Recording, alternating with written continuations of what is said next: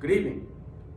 First, I would like to thank the Watertown Unified School District Board of Education, Dr. Burke, and all of the community members present for giving me the platform and the time to discuss a policy change that I feel is extremely important to ensure the health and safety of both our school district moving forward and the students with whom we serve. The specific board policy that I want to discuss this evening is Board Policy 5413, which deals with student immunizations.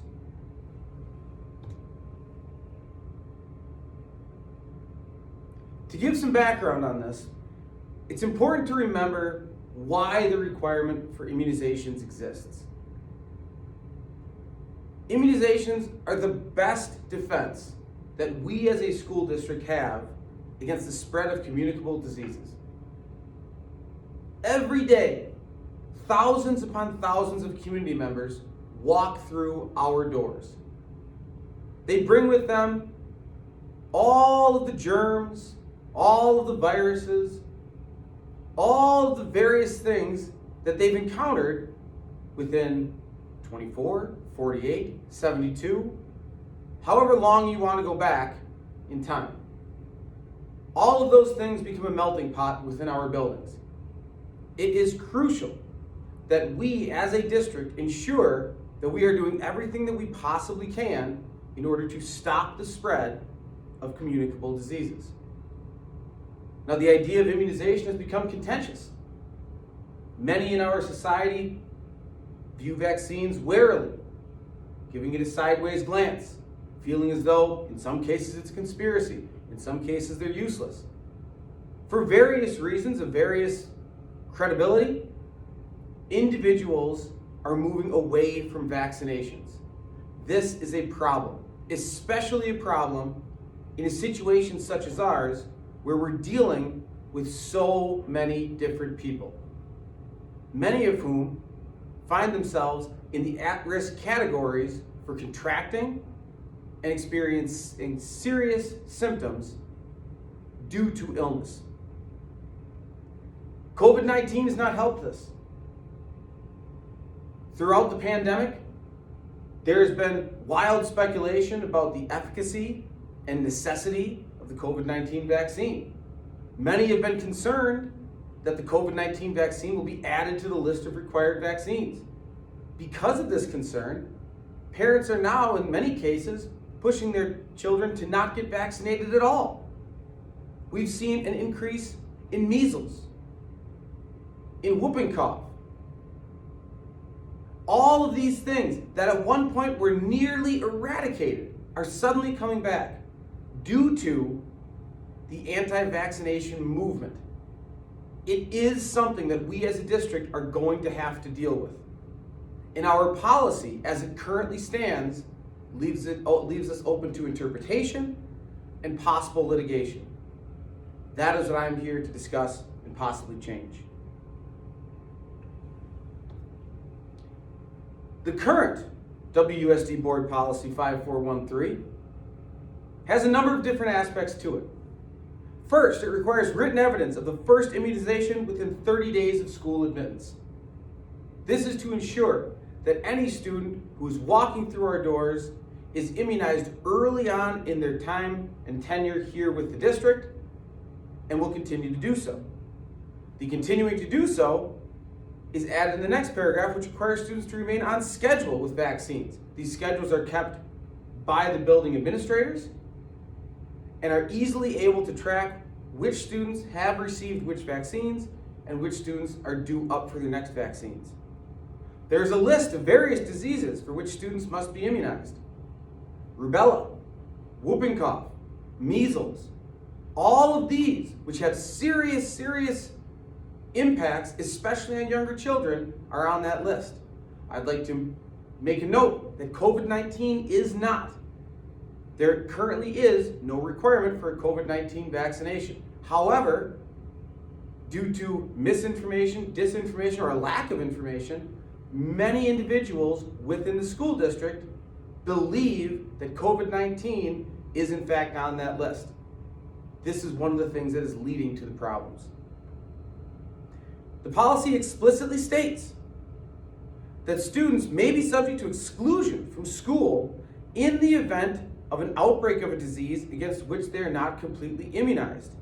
This is to ensure the safety of the student. It is also to ensure the safety of the rest of the students.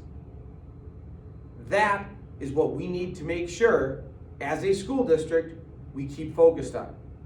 The best for the most.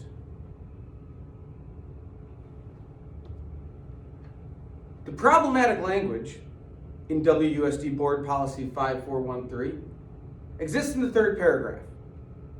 The third paragraph states, the immunization requirements may be waived if any adult student or a minor student's parent, guardian, or legal custodian submits a written statement to the school objecting to the immunization for reasons of medical, health, religion, or personal conviction. The issue that I see with this policy has to do with that final section, the idea of personal conviction. That phrase is far too ambiguous in order to exist in a school board policy. The reason that phrase becomes a problem is because ambiguity in that phrase allows anyone to refrain or opt out or be excluded from the immunization process. At that point, the policy becomes meaningless. If all I have to do to opt out of the policy is claim I feel strongly that I don't need to be immunized, or my student or my child doesn't need to be immunized, then the policy may as well not exist. We as a school board really have our hands tied currently. Personal conviction is what it is. Who are you to say that my personal conviction today is not strong enough? There is no set standard. There is no criteria for determining which personal convictions we're going to allow to be part of an exemption and which personal convictions we're going to still say, no, we require you to get your student or get your child immunized. It is important to note that vaccines and immunization are the best thing that the district has to stop the spread of communicable diseases. It is something that we as a district must keep in our back pocket as a tool to keep the most children and staff safe. Again, the goal here is the best for the most.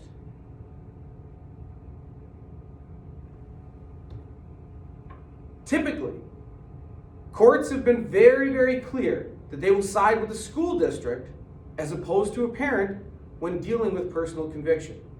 However, there is legal precedent that would suggest otherwise. In 1989, a New York District Court case, Lewis v. Sobel, dealt with just this issue. Mariella Lewis and Alan Fishkin brought a claim against Thomas Sobel and other members of the New York State Education on behalf of their 5-year-old daughter, Abigail. They claimed that their daughter should receive an exemption from vaccine requirements based on the religious belief of their parents. However, those religious beliefs were not connected to any bona fide religion. Instead, it was a strongly held personal conviction. This is where the WUSD board policy could get into hot water. Mariella Lewis had been brought up in a mixed religious household. Her father was Jewish, her mother was Catholic, and over the course of her life, she explored many, many different, quote, bona fide religions. Many of the major world religions were on her list of things that she looked into. She spent time looking into Native American religions. She looked at Far Eastern religions. She looked at Hinduism and Buddhism, Islam, various Presbyterian Protestant sects. She went through all these things and ultimately came to a conclusion that her religious beliefs, although taking various aspects of various different religions, became her own. this is where the problem lies. She felt very strongly that her beliefs constituted a religion. However, they did not necessarily adhere to any of the perceived and recognized major religions throughout the world. Regardless of this, she claimed that forcing her daughter to become vaccinated in order to go to school was a violation of her First Amendment right to free exercise of religion and her 14th Amendment right to equal protection under the law. The New York District Court found for the plaintiff. They ruled that way, because of how strongly she held her personal conviction. That was the deciding factor. Now I ask the board, if the only thing that I need to do to get an exemption is truly believe in what I am saying, then an exemption becomes easy to get.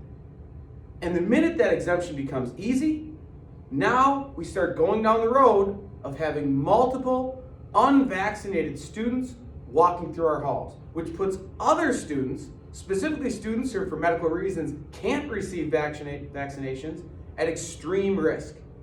That is not best for most. It is not the practice of the Watertown Unified School District. We must do better. Therefore, my proposed revision is this. For this section of the board policy, it should be revised to include the language that the immunization requirement may be waived if any adult student or a minor student's parent, guardian, or legal custodian submit a written statement to the school objecting to the immunization for reasons of medical health, religion, or defensible personal conviction. And all written statements must be reviewed by an independent panel of experts before board consideration. These revisions do two things. First, through the addition of defensible, it adds another criteria to the standard for exemption. It requires that not only do I prove that I hold this personal conviction dear, but I also must prove that it is a personal conviction based on something that I have lived and breathed and believed for a long time. It can't be a personal conviction that I gain after reading an article on Twitter, after seeing a post on Facebook, after deciding yesterday that I'm suddenly against vaccinations. I may hold that conviction very, very dear at that time, but it wouldn't be considered defensible. That addition would allow the board to give much more scrutiny to exemption requests. With the second addition of review by an independent panel, this would allow for the Watertown Unified School District to take into account the current situation in regards to possible outbreaks of disease. It is important to remember that vaccinations are the number one tool at the school district's disposal in order to fight the spread of communicable diseases. Without vaccinations, our hands are tied. And in a situation where you have a highly contagious and very communicable disease moving through the population, the Watertown Unified School District must be able to take that into account. We have to be able to look at the current medical situation based on the opinion of experts and use that information in order to deem whether or not an exemption is credible. We cannot live in a bubble. We have to understand that current situations and current medical realities must impact exemption requests. The expected impact of this, first, would be an increased community confidence in the ability of the Watertown Unified School District to control the spread of communicable diseases. It is important to note that although the anti-vaccination movement has grown, it is still a minority in our population. The vast majority of individuals here in the Watertown Unified School District have their children vaccinated and want other children also vaccinated. So although it feels like this might be upsetting some, and it would, the vast majority will approve of this change. They will like the fact that getting an exemption from vaccines has become more difficult, not less. The added expert input regarding the validity of the exemption requests and necessity of immunization requirements will help the district to stay in touch, to stay on pace, and to stay ahead of any disease that is currently moving through the community. As I stated earlier, our buildings are the petri dishes of the community. More than any other place, everyone comes here. That must be taken into account. And we have to allow experts to deem what is necessary and when it is necessary. We have to trust the science on that. And one of the reasons we have to do that is because this is the place that people come. Third, there will be a higher level of safety for the majority of the WUSD student population. I'd like to stress that again. These changes will increase the level of safety for our student population. One of the main goals of this district is to keep students safe. If we are not doing this, we are not doing that.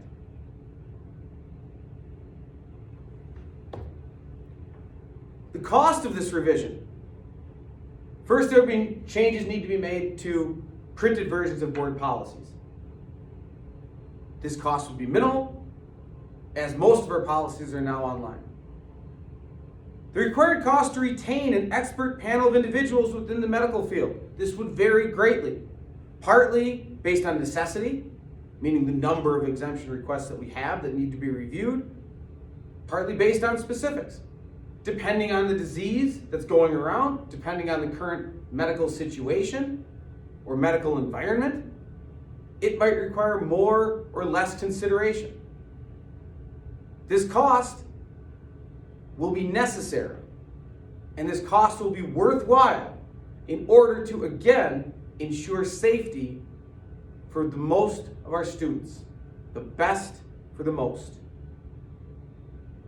Third, necessary informative materials must be put out in mass media publications in order to inform the public of the change.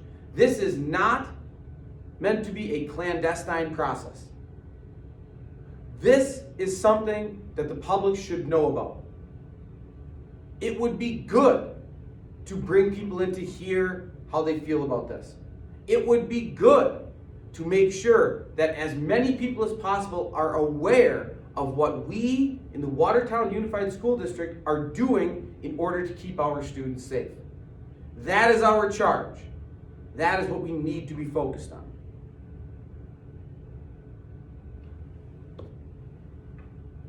As a plan for implementation, first, the board policy must be updated immediately upon ratification. As this board considers this, as soon as it is ratified, that policy needs to be updated. Next, the community messaging must be sent out as soon as possible, ideally within the next news cycle. This is to ensure that no one is left in the dark, that it is very clear what we in the Watertown Unified School District are doing and why we are doing it. Third, the search for the expert panel must begin in earnest.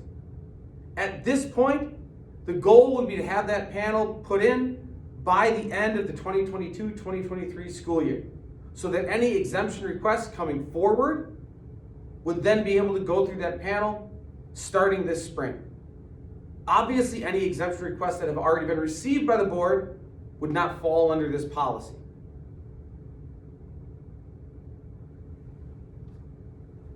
It is important to remember that our goal here is the best for the most.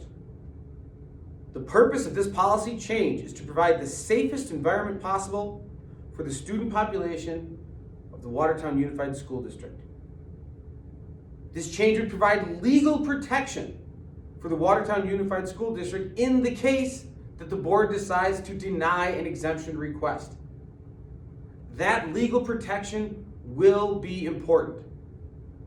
Due to the COVID-19 pandemic and the anti-vaccination movement, these exemptions are coming. It would behoove the board to be proactive and be ready for them. Third, this would ensure that the Watertown Unified School District has the tools necessary to control the spread of possibly deadly communicable diseases. Again, our job is to keep kids safe. It is our number one charge.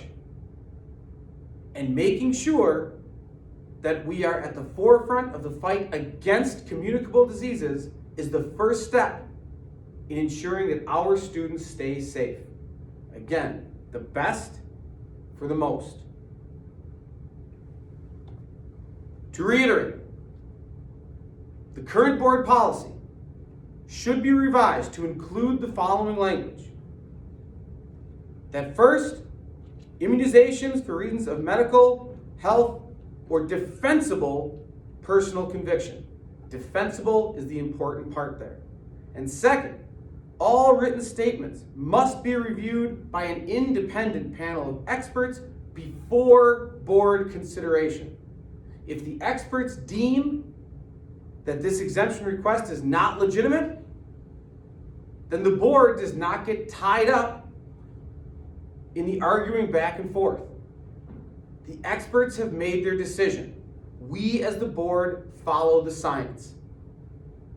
It clears our way to make sure that all of our students are and will be safe. As I've stated, the motto of the Watertown Unified School District is excellence for all. In order for that to happen, all must stay safe.